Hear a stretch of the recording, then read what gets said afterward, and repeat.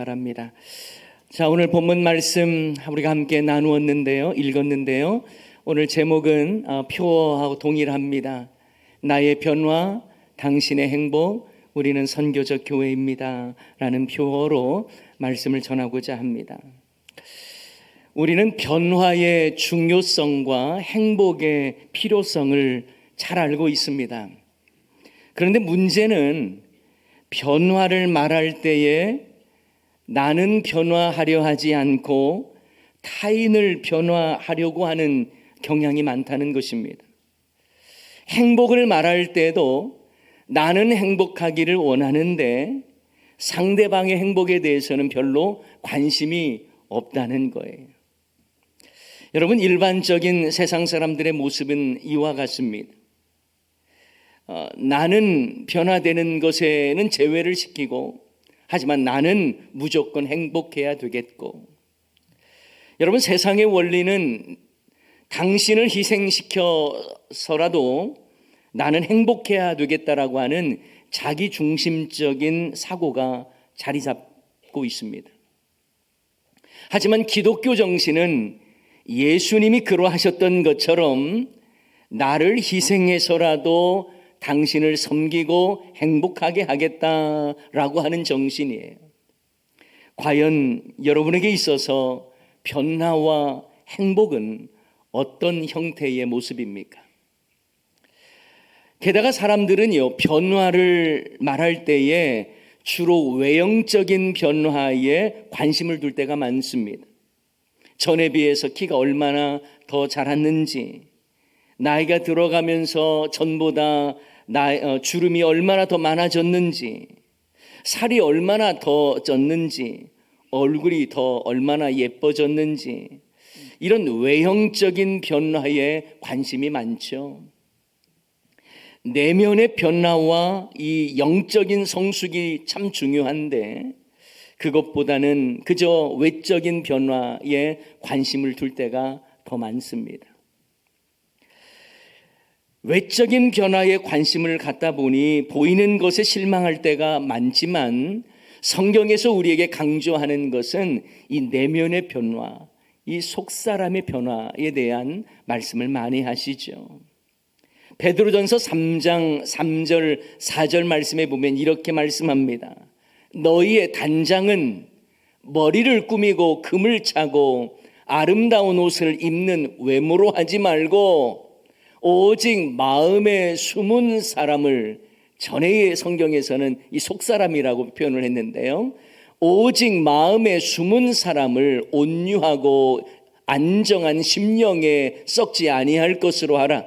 이는 하나님 앞에 값진 것이니라.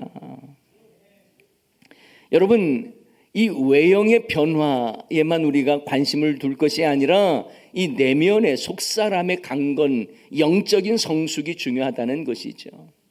행복의 개념도 마찬가지입니다. 행복의 개념을요, 관계를 통해서 찾아야 되는데 환경에서 찾으려고 할 때에 왜곡될 수가 있습니다. 얼마나 내가 많은 것을 소유했고 누리고 있느냐에 따라서 행복을 결정하려고 합니다. 내가 원하는 환경대로 주어졌느냐, 그런 환경이 나의 삶에 있느냐에 따라서 행복을 결정하려고 합니다. 하나님 관계 속에서, 하나님과의 이 소통 속에서의 행복, 사람과의 관계 속에서 누리는 행복에 대해서는 별로 관심이 없는 것 같아요. 여러분, 우리 교회 금년 교어가 나의 변화, 당신의 행복이잖아요. 그런데 사람들의 이 본능적인 이 자세는 나의 변화, 당신의 행복이 아니라 당신의 변화, 나의 행복을 찾을 때가 많습니다. 하지만 예수님을 믿는 성도라면 우리의 삶은 나의 변화가 당신의 행복이 되어야 할 줄을 믿습니다. 내가 변화되어야 남을 행복하게 할 수가 있는 거예요.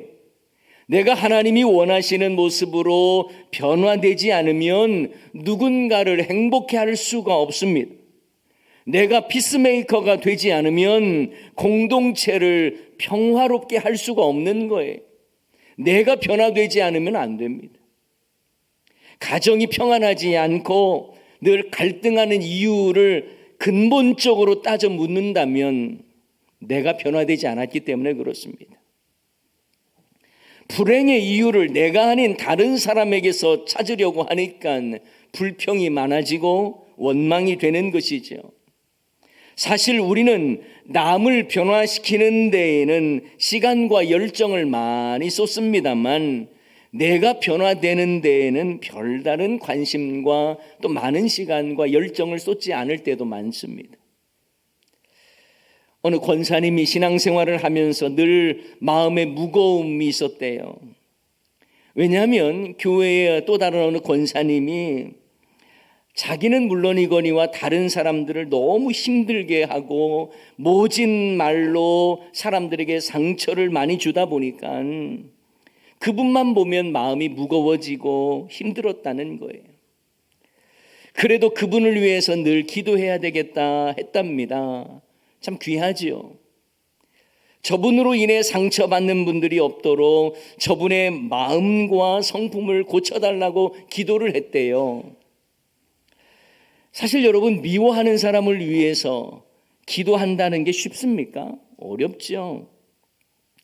그런데도 이분은 남들이 미워하고 상처를 많이 주는 그분을 위해서 기도했다는 거예요. 그런데 웬걸요?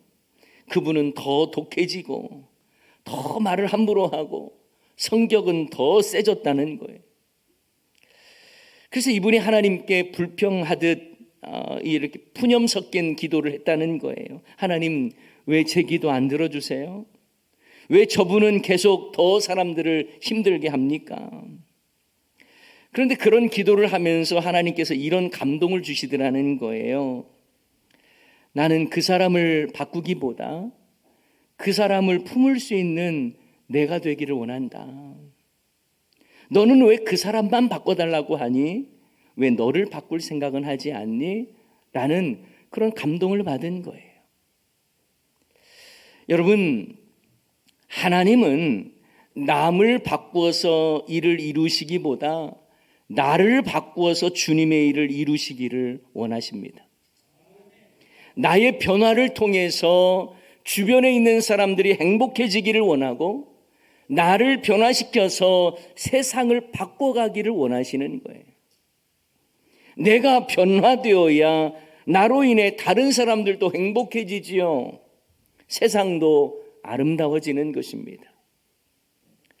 그런데요, 변화와 행복에 있어서 너무 중요한 첫 출발점이 뭔 줄 아십니까? 그것은 바로 나의 존재를 제대로 아는 거예요. 내가 어떤 존재인가를 바로 알아야 그 존재에 합당하게 살기 때문에 그렇습니다. 나의 정체성을 바로 알아야 변화하는 데에 나의 정체성에 합당한 변화를 추구하는 거예요. 내가 어떤 존재인지를 알지 못하면 어떻게 살아야 하는지도 잘 알지 못하기 때문에 그렇습니다. 자, 오늘 본문 말씀에 보면 베드로 사도는 우리가 어떤 존재인지에 대해서 이렇게 설명하고 있습니다. 자, 오늘 본문 베드로전서 2장 9절의 앞부분이에요. 다 같이 한번 읽어볼까요? 그러나 너희는 택하신 족속이요 왕같은 제사장들이요 거룩한 나라요 그의 소유가 된 백성이니. 이렇게 우리 존재에 대해서 말씀해 주고 있습니다. 우리 존재 자체는 하나님께서 특별히 택하신 족속이라는 거예요. 존귀하게 높이시는 왕같은 제사장이다, 이렇게 말씀합니다. 구별시켜 세우신 거룩한 나라, 거룩한 공동체라는 것입니다. 하나님께서 책임지시고 보호하시는 하나님의 소유가 된 백성이라고 말씀해 주십니다. 여기에 바로 우리의 존재 가치가 드러나는 거예요. 우리 스스로 보기에는 연약하고 남들 보기에도 별로 뛰어나 보이지 않는 우리의 모습이지만 하나님은 우리를 있는 그대로 귀하게 받으시고 보배로운 존재로 받으시고 구별하여 택하시고 주님의 백성으로 삼아 주신 줄 믿습니다. 우리는 아무렇게나 지음 받은 존재, 아무렇게나 살아도 되는 존재가 아니라는 것입니다. 자격 없는 자이지만 하나님께서 특별한 계획 가운데에 저와 여러분을 택해 주신 거예요. 낮고 천한 존재로만 알았는데 하나님께서 아니다, 너는 왕 같은 제사장이라고 말씀해 주신 거예요. 너무나도 부족한 자인데 아니야, 너는 내가 소유한 내 백성이야 라고 말씀해 주신 겁니다. 이처럼 나의 존재 가치를 알아야 그것과 걸맞는 삶을 살 수가 있는 거예요. 우리가 잘 알고 있는 여러분 안데르센 동화의 미운 오리 새끼라고 하는 동화 나오죠. 자신이 부러움을 받는 백조라는 사실을 알지 못했기 때문에 늘 주눅들어 있었고, 또 자신이 어떤 존재인지를 잘 알지 못했기 때문에 남들과 비교해서 몸집도 크고 못생겼다고 착각하면서 열등의식에 사로잡혀 살아간 것입니다. 자신이 어떤 존재인지를 모르기 때문에 그런 거예요. 심지어 큰 강가에 있는 아름다운 백조를 보면서 야, 나도 저런 백조였으면 좋았을 텐데, 그 생각하고 있는 거예요. 그러던 어느 날 자신의 날개가 간질거리는 것 같아서 날개짓을 했는데 순간 날기 시작합니다. 그동안 자신을 미운 오리로만 알았기 때문에 늘 숨어 다니고 피해 다녔었는데, 이제는 자신의 존재를 바로 알고는 다른 백조와 함께 날아가면서 수많은 부러움을 받는 존재라는 것을 알게 된 거죠. 이처럼 자신의 존재를 제대로 알아야 삶의 방향이 달라지고 삶의 인생의 질이 달라지는 거예요. 저와 여러분도 나의 존재의 가치를 아셔야 하는 거예요. 그래야 존재에 합당한 삶을 사는 것입니다. 그래서 성도라고 하는 이 존재 인식은 자연스럽게 사명으로 이어져 가는 겁니다.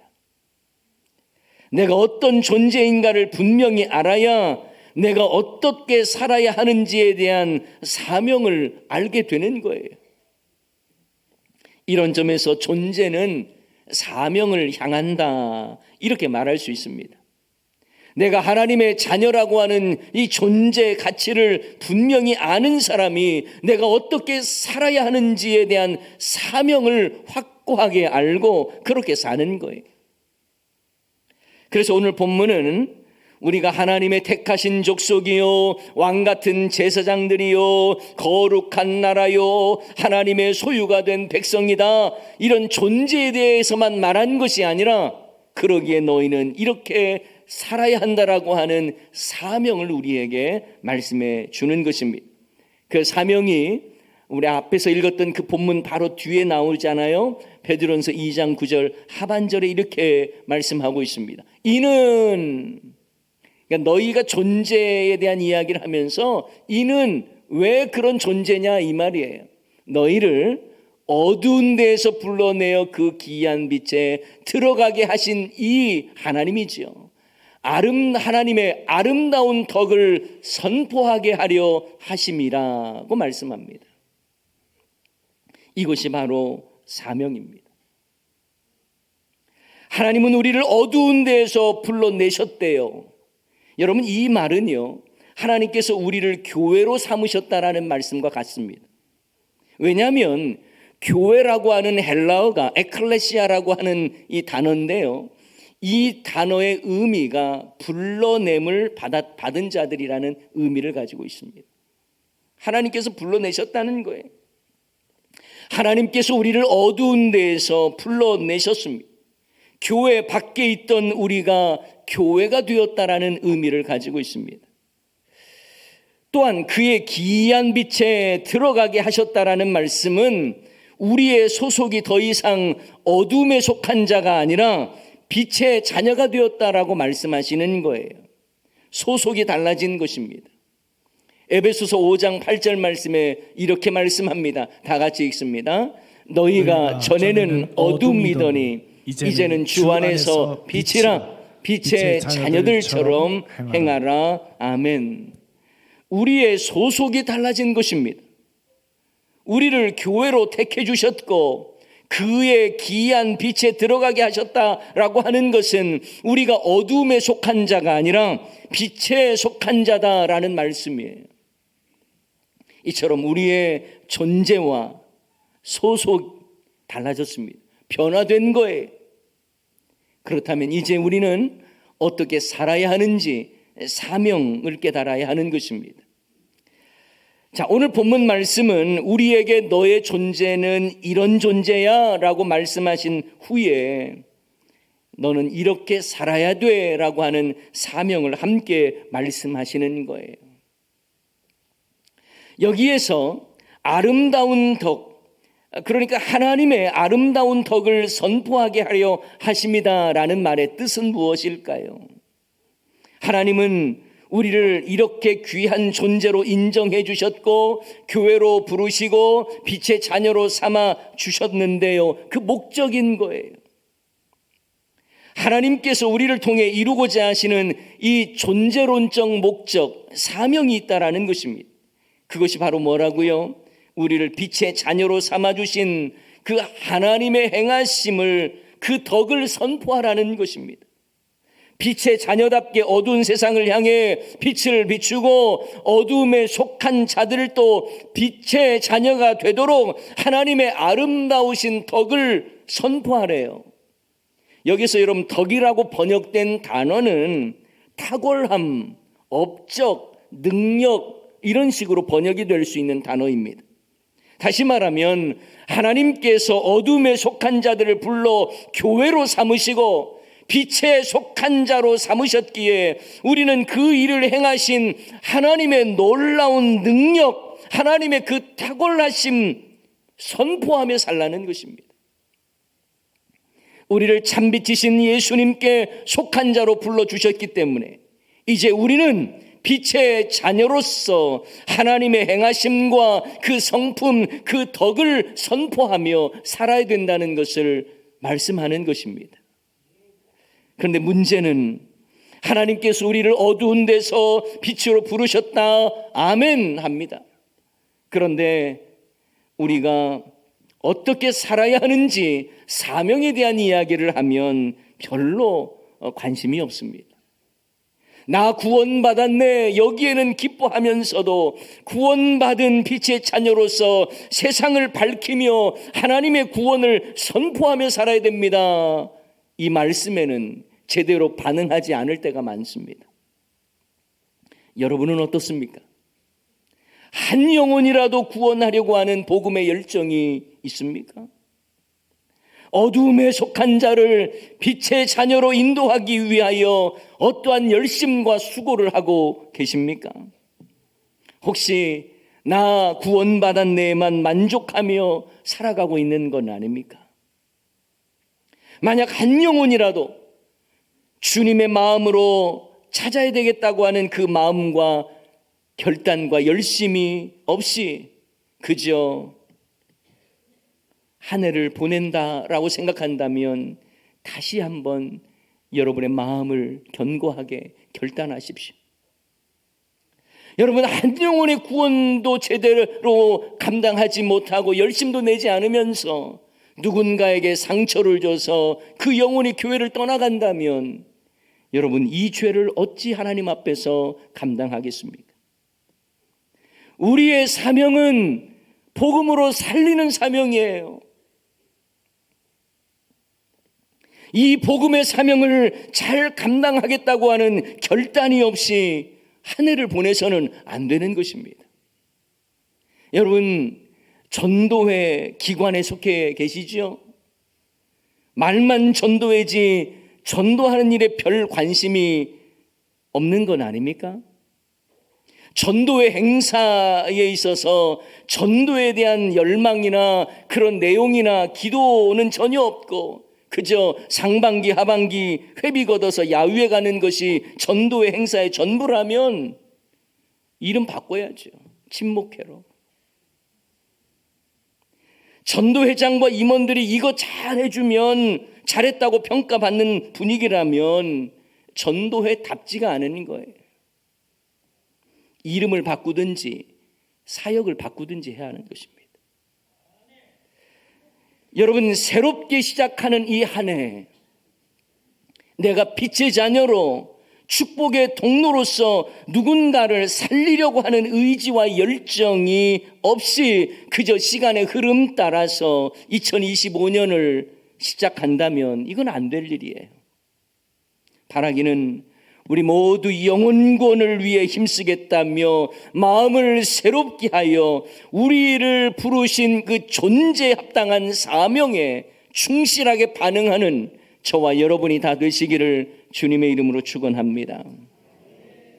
그래서 금년에 나의 변화, 당신의 행복, 우리는 선교적 교회입니다 라고 하는 표어를 삼았습니다. 여러분, 우리가 선교적 교회라고 하는 이 말씀은요, 사실 몇 주 전에도 한번 다루었던 내용이긴 합니다. 우리가 교회라고 하는 이 공동체 틀에 갇혀서는 안 돼요. 세상을 향해 하나님의 복을 전하고 우리의 삶으로 세상을 변화시키는, 그래서 우리 모두가 다 삶의 선교사가 되어야 한다라는 것입니다. 이런 점에서 우리는 존재 변화가 삶의 변화로 이어져야 하는 거예요.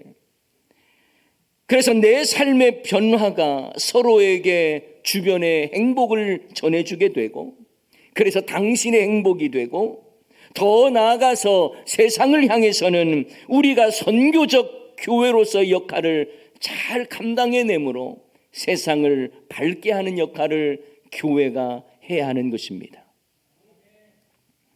이것이 바로 우리에게 맡겨주신 존재론적 사명이에요. 구원의 복음을 전하는 삶이에요.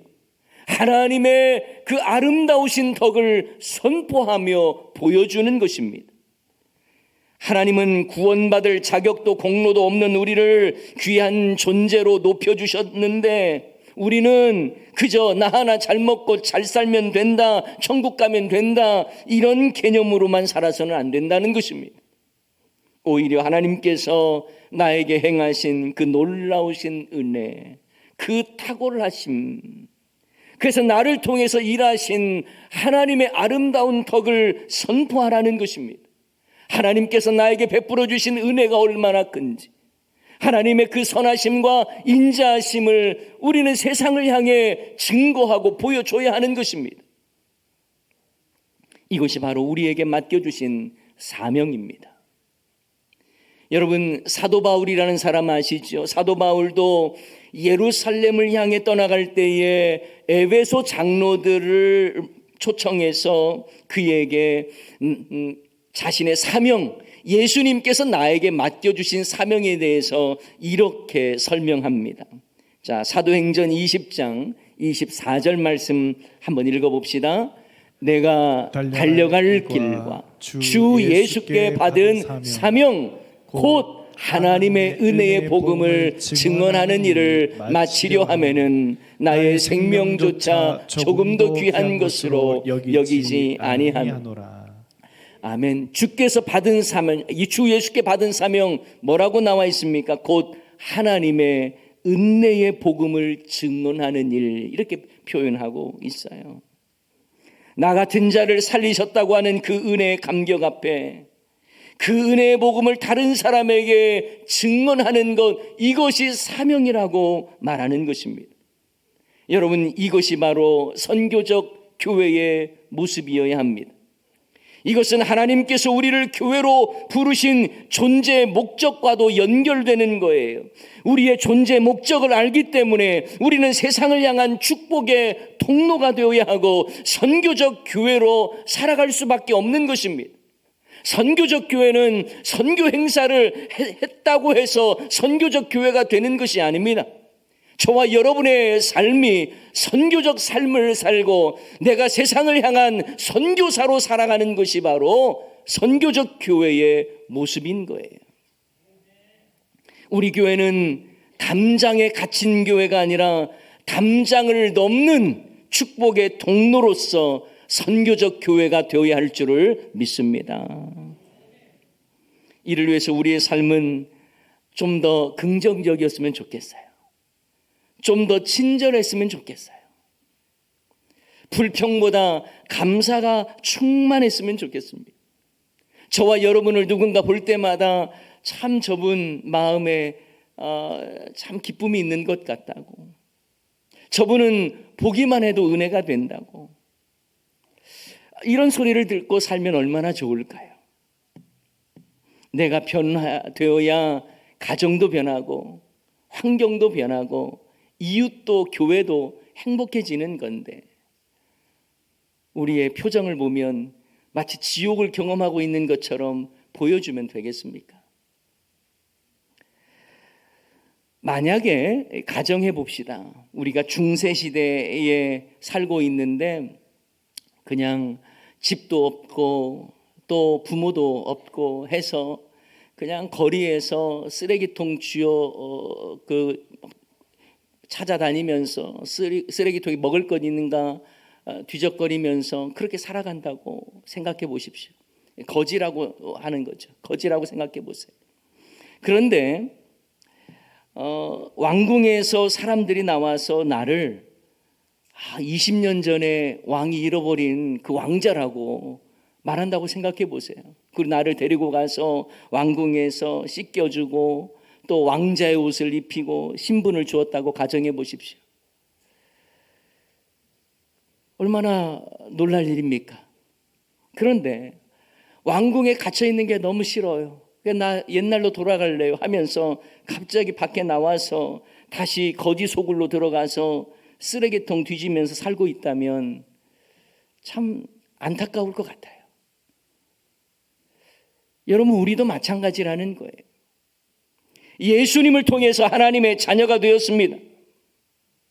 소망 없는 인생이며 이렇게 그저 세상의 원리대로 그렇게 살아갈 수밖에 없는 어둠에 속한 자였어요. 그런데 하나님께서 우리를 택하셨습니다. 예수 그리스도를 통해서 우리를 하나님의 자녀로, 하나님의 백성으로 삼아 주셨어요.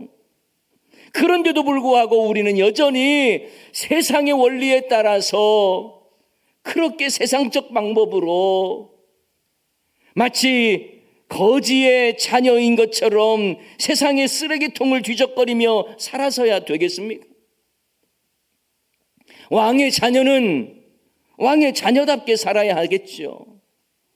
하나님의 특별한 사랑을 받은 존재라면 그 사랑을 전해야 하는 것입니다. 여러분, 우리가 한때 축복송으로 많이 불렀던 축복송이 있습니다. 그런데 요즘은 잘 안 부릅니다. 당신은 사랑받기 위해 태어난 사람, 이렇게 그 찬양 많이 불렀거든요, 축복송으로. 그런데 이 찬양만 계속 부르니까 늘 나는 사랑받기 위해 태어났다는 거, 그거 하나만 가지고 사는 거예요. 거기에 사명이 없어요. 그래서 그 다음에 나온 찬양이요, 사명을 더불어서 나온 찬양이 있어요. 그게 이제 말씀 마치고도 함께 부를 찬양인데 이런 찬양이죠. 당신은 사랑받기 위해, 그리고요, 그리고 그 사랑 전하기 위해 주께서 택하시고 이 땅에 심으셨네, 또 하나의 열매를 바라시며, 이 찬양이 있어요. 그래, 뭐라고 나왔어요? 당신은 사랑받기 위해, 그리고 그 사랑 전하기 위해.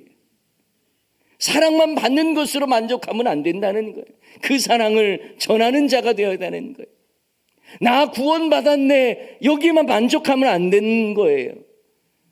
구원받도록 그들에게 복음을 전하고 여러분의 삶이 선교사가 되는 것, 이것이 바로 우리는 선교적 교회라고 말할 수 있는 기본이 되는 것 아니겠습니까? 사랑을 받았습니까? 하나님의 사랑을 받았다면 하나님의 사랑을 전하라는 것입니다. 나 같은 자를 살리신 하나님의 은혜와 사랑을 이제는 세상을 향해서 하나님의 행하신 그 구원의 놀라운 역사와 탁월함과 그 덕을 선포하라는 것입니다. 이것이 바로 우리의 사명이고 선교적 교회의 모습이어야 합니다. 사랑하는 여러분, 내가 어떤 존재인지를 잘 알기에 그에 맞게 변화되어야 하고, 내가 변화되면 나로 인해 여러분의 주변 사람들이 행복해지고, 그걸 통해 우리는 또 세상을 향해 나아가서 우리가 선교적 교회의 모습으로 여러분의 모습을 통해서 하나님의 살아계심을 보고 함께 그들도 빛 가운데로 나오게 되는 것입니다. 나의 변화, 당신의 행복, 우리는 선교적 교회입니다. 이런 표와 함께 여러분 2025년 성도의 존재의 가치와 주님께서 맡겨주신 사명 잘 감당해서 우리가 주님 앞에 칭찬받고 인정받는 신실한 주의 백성들 다 되기를 주님의 이름으로 간절히 축원합니다. 우리 말씀 생각하면서 우리 찬양하겠습니다. 우리가 얼마나 소중한 존재인가를 알아야 되고, 또 그럼으로 인해서 세상을 향해서 하나님의 사랑을 전할 수 있는 우리 모두가 되기를 소원하면서 우리 함께 찬양하겠습니다. 감사해요, 깨닫지 못했었는데. 감사해요, 깨닫지 못했었는데 내가 얼마나 소중한 존재라는 걸 태초부터 지금까지 하나님의 사랑은 항상 날 향하고 있었다는 걸 고마워요. 그 사랑을 가르쳐준 당신께 주께서 허락하신 당신께 그리스도의 사랑으로 더욱 섬기며 이제 나도 세상에 전하리라. 당신은 사랑받기 위해 그리고 그 사랑 전하기 위해 주께서 택하시고 이 땅에 심으셨네. 또 하나의 열매를 서로 축복하면서 당신은 사랑받기 위해 당신은 사랑받기 위해 그리고 그 사랑 전하기 위해 주께서 택하시고 이 땅에 심으셨네. 또 하나의 우리 한 번 더 고백하며 나갑시다. 당신은 사랑받기 위해 당신은 사랑받기 위해 그리고 그 사랑 전하기 위해 그리고 그 사랑 전하기 위해 주께서 택하시고 이 땅에 심으셨네. 또 하나의 열매를 바라시며. 사랑하는 여러분, 내가 변화되어야 하는데 그저 남이 변화되기를 원했던 우리들의 모습들이 많습니다. 나로 인해서 주변이 행복해야 되는데 그저 환경이 좋아야 내가 행복해진다고만 생각을 했습니다.